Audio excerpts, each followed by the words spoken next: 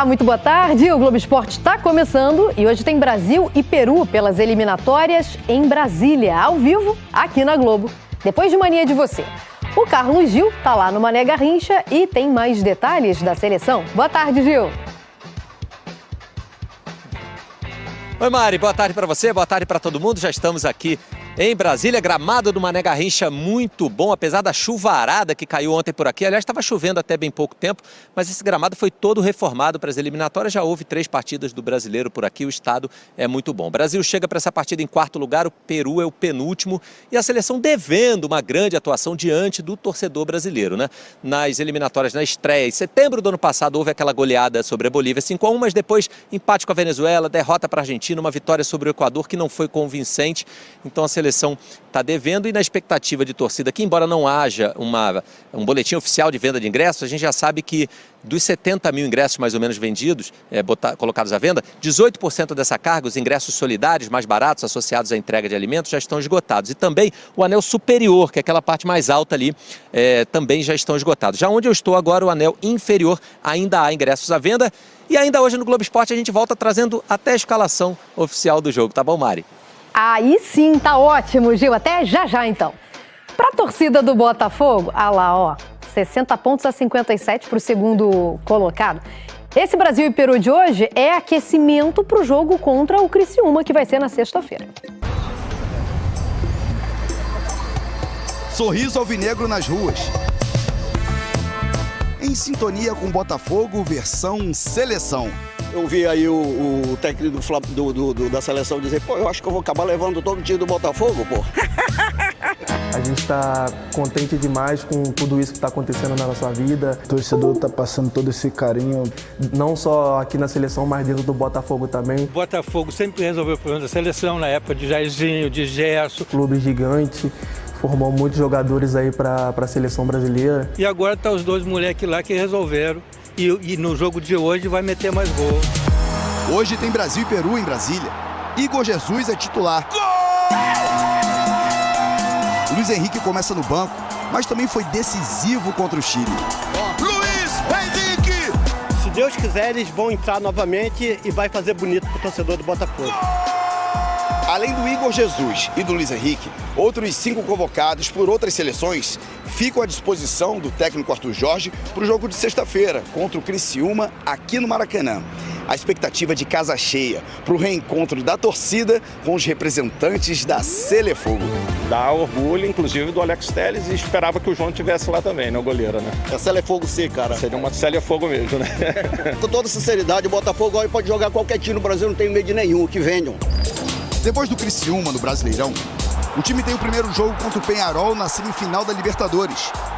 São 2 meses de invencibilidade do Botafogo e a ansiedade cada vez mais alta na luta pelos 2 títulos.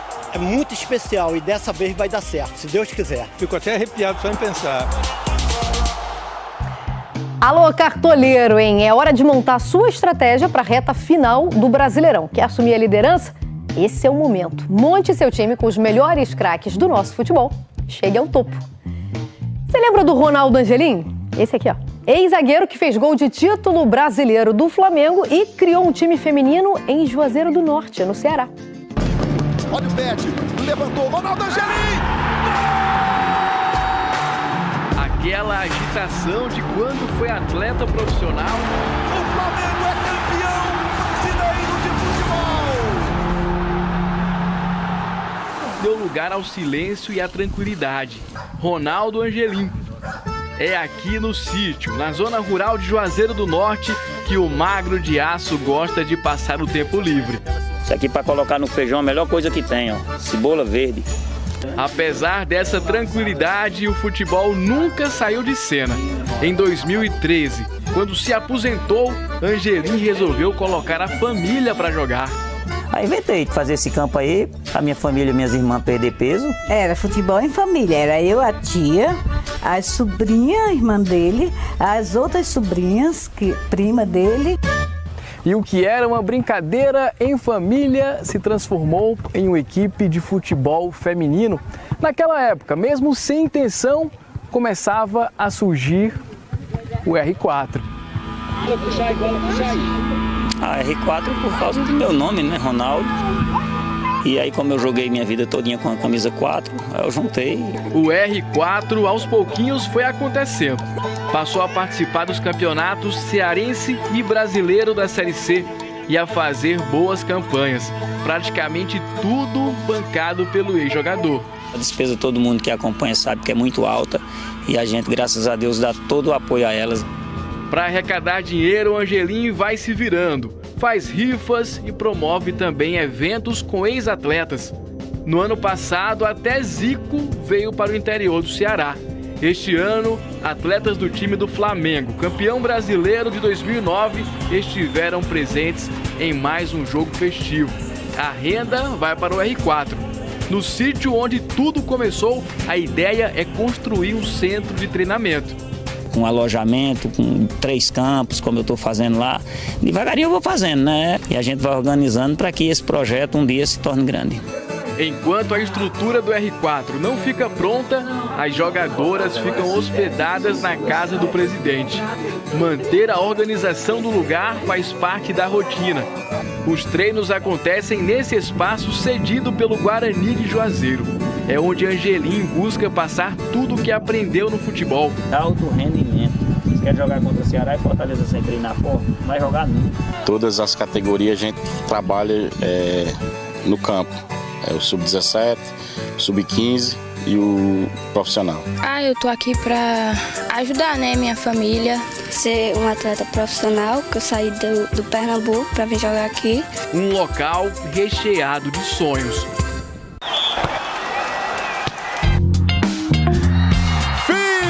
Jogo Fluminense é campeão carioca de vôlei feminino.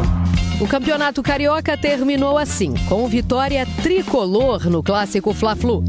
3-0 para o Fluminense, que quebrou uma sequência de 7 títulos cariocas seguidos do Flamengo. A Ariane foi a maior pontuadora, com 17 pontos, e comemorou demais a vitória. É muito bom ganhar, a gente sabe. Uma frase que o nosso técnico falou é: a gente só constrói a vitória vencendo. E a gente foi merecedora disso. Bom, hoje acaba a data FIFA e amanhã já volta o Brasileirão. Tem Vasco e São Paulo ao vivo na Globo. Os dois decidiram o campeonato em 89. E a gente bateu um papo com Bismarck e Sorato, ídolos e campeões pelo Vasco.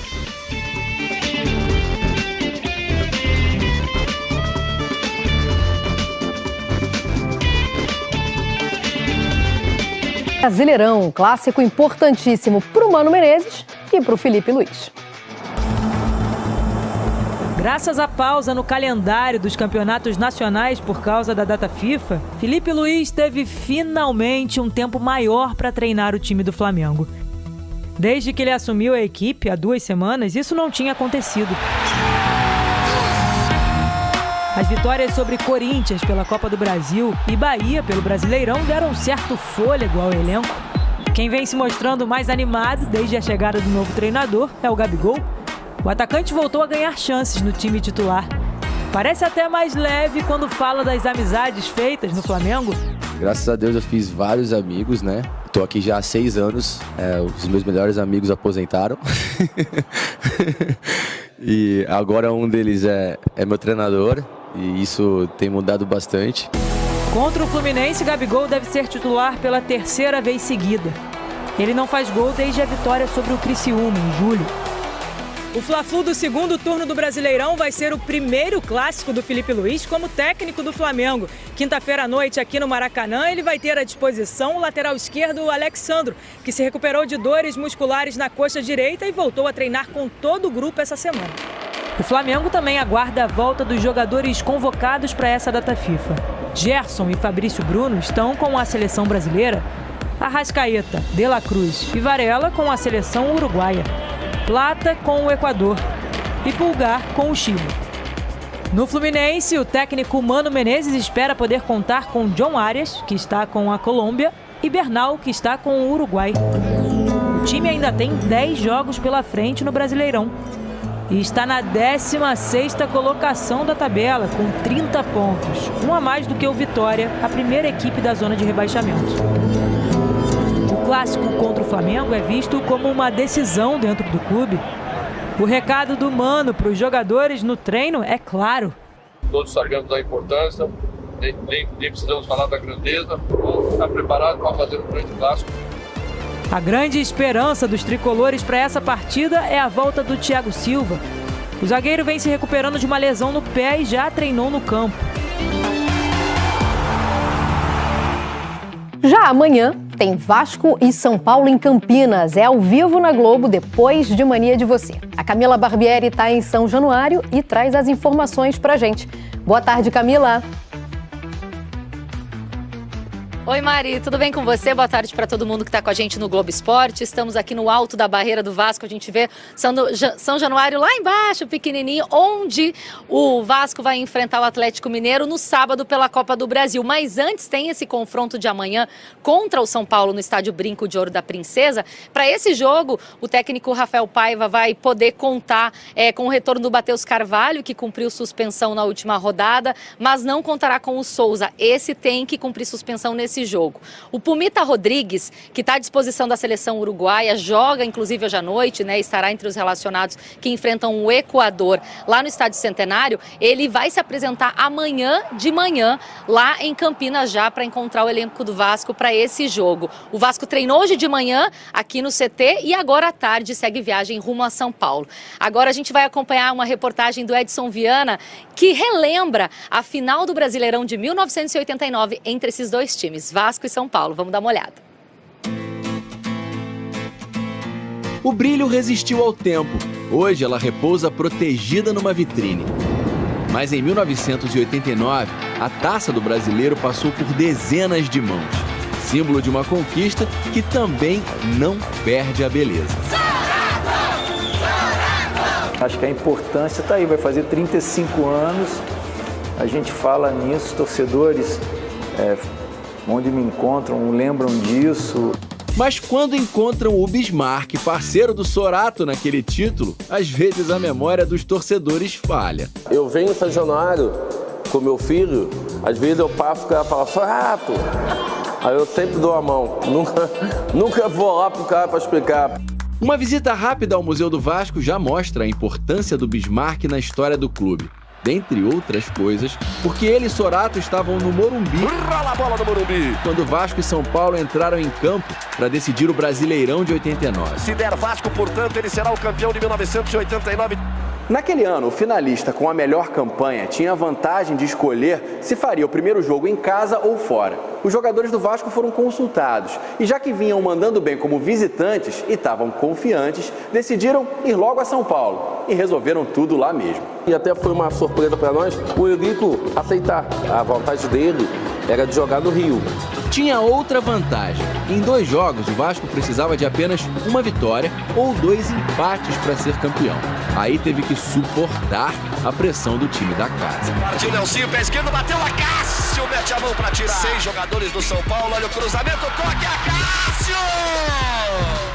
Mas aquele Vasco não tinha vocação para retranca. Bismarck, Sorato partiu o lançamento. O time era muito ofensivo, então assim, a gente se tiver chance para acabar, a gente ia acabar, né? Até que a chance veio. A bola passou pelo Bismarck, que tocou pro Boiadeiro, e ele viu o Luiz Carlos Vinck chegando pela direita. O cruzamento tinha destino certo. Esse é o entrosamento. Entendia que ele ia chegar de primeira, né? Por conhecer características, a maneira de bater na bola.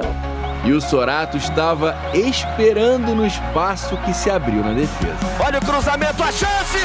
Gol! Sorato mete a cabeça! Eu vi que o Ricardo Rocha e o Adilson, que eram os zagueiros, foram mais em cima do Bebeto, então tinha um espaço ali.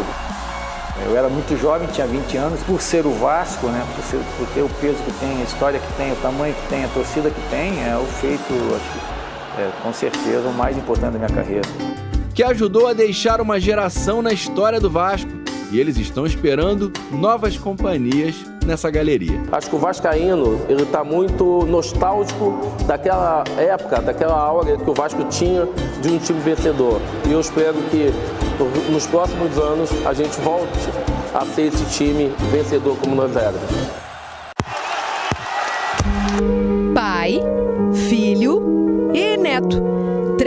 gerações da família Maldini a serviço da Itália. O Cesare disputou a Copa de 62 como jogador, a de 98 como técnico da seleção italiana. Inclusive, era o chefe do filho, Paolo Maldini, o mais famoso dos 3. 4 Copas disputadas. Estava em 94, quando a Itália ficou com vice e o Brasil foi tetra. Aos 23 anos, o Daniel está chegando agora, convocado pela primeira vez. Estreou contra Israel na Liga das Nações. O papai Paolo estava lá para ver o filhão. Entrou com a Itália vencendo por 3-1, jogo praticamente decidido. Ao contrário dos outros 2, que eram defensores, o Daniel joga no meio-campo. Deu uma linda bola pro Udogie cruzar. Linda bola do Maldini no fundo, tocou pra trás, quem chega nela pra bater? De Lorenzo!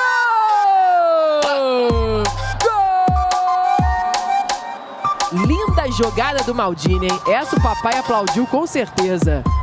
O Daniel quase marcou o 5º. Terminou assim mesmo, 4-1. E mais um Maldini começou a escrever a própria história com essa camisa azul que ostenta 4 títulos mundiais. Já a gente vai falar mais da seleção brasileira. Tá tudo prontinho para o Brasil manter uma grande invencibilidade sobre a seleção peruana, vice-lanterna das eliminatórias. Hoje é dia de seleção brasileira jogando em casa. Então vamos para o Mané Garrincha, em Brasília, porque o Carlos Gil tá lá e conta agora como é que vem a seleção contra os peruanos. Boa tarde novamente, Gil. Penúltimo colocados, né, nessas eliminatórias. Mário, o Brasil vai tentar 2 vitórias consecutivas, algo que só aconteceu lá no início da campanha, né? Venceu a Bolívia e o próprio Peru em Lima no primeiro turno por 1-0. Depois uma campanha muito irregular, abaixo dos 50% de aproveitamento, 4 vitórias, 1 empate, 4 derrotas. Mas o Brasil vem de vitória de virada sobre o Chile em relação à equipe que começou aquela partida. O técnico Dorival Júnior confirmou 3 mudanças. Vamos ver então a escalação. O Brasil vai ter no gol o Ederson novamente, aí a primeira mudança na lateral. O Wanderson ganhando uma oportunidade no lugar do ex-capitão agora Danilo. A braçadeira vai para o Marquinhos na zaga, companheiro dele o Gabriel Magalhães, na esquerda o Abner. No meio-campo, 2 mudanças, o Bruno Guimarães no lugar do André e o Gerson na vaga do Lucas Paquetá, que está suspenso. E aí mais na parte ofensiva da seleção, o Rodrigo, Savinho, Rafinha e o Igor Jesus no comando do ataque mais uma vez. Mais uma vez, o Luiz Henrique, que entrou e fez o gol contra o Chile, fica como opção no banco de reservas. Os preparativos da seleção para essa partida, quem traz para a gente agora é o repórter Felipe Brizola. A vista aérea ressalta os tempos secos que o Distrito Federal tem atravessado, mesmo com as chuvas dos últimos dias. Mas dentro do estádio é bem visível o verde saudável de um gramado que foi todo preparado para esse momento. Há menos de 2 meses, o antigo campo de jogo foi retirado e 8.700 metros quadrados de grama foram colocados. O novo piso já recebeu 3 jogos do Brasileirão recentemente e nesta segunda foi testado pelos jogadores da seleção, que está pronta para enfrentar o Peru. Eu acho que, de um modo geral, todos nós temos consciência que a nossa posição não é confortável, ela não é tranquila. Eu acho que é um processo difícil, um momento complicado, mas nós temos que ter consciência que precisamos de um algo mais. Na 4ª colocação nas eliminatórias, o Brasil tenta se aproximar dos líderes e vai enfrentar um adversário que parece ideal para esse momento. Os peruanos ocupam a penúltima colocação na tabela. Eles só marcaram 3 gols em 9 partidas até aqui e têm apenas uma vitória, conquistada na última rodada contra o Uruguai. O Brasil nunca perdeu para o Peru nas eliminatórias. Foram 14 jogos com 10 vitórias brasileiras e 4 empates. Mas a última vez que esse visitante conseguiu um resultado positivo aqui em território nacional foi há 39 anos, exatamente em Brasília. Era a estreia de Bebeto na seleção. Os peruanos venceram por 1-0 em 1985 em um amistoso. De lá para cá foram 12 jogos em solo brasileiro, com 10 vitórias do Brasil e 2 empates. Mesmo com esse retrospecto amplamente favorável e com o atual momento do adversário, Dorival preferiu bloquear qualquer otimismo de véspera. Fez uma ótima partida contra a equipe uruguaia, a equipe que é a 3ª colocação nesse momento, Colômbia na frente. Então, assim, teremos um jogo complicado. Quando o dia for embora e o Mané Garrincha estiver pintado de verde e amarelo, a seleção espera apresentar um futebol que mantenha essa distância histórica entre as duas equipes. Como o Brasil está em quarto, a classificação está dominada, né? Mas a gente está sentindo falta de jogo bom de verdade da seleção, né? Em casa, contra o penúltimo colocado, a chance é boa. A gente se vê amanhã. Tchau, tchau.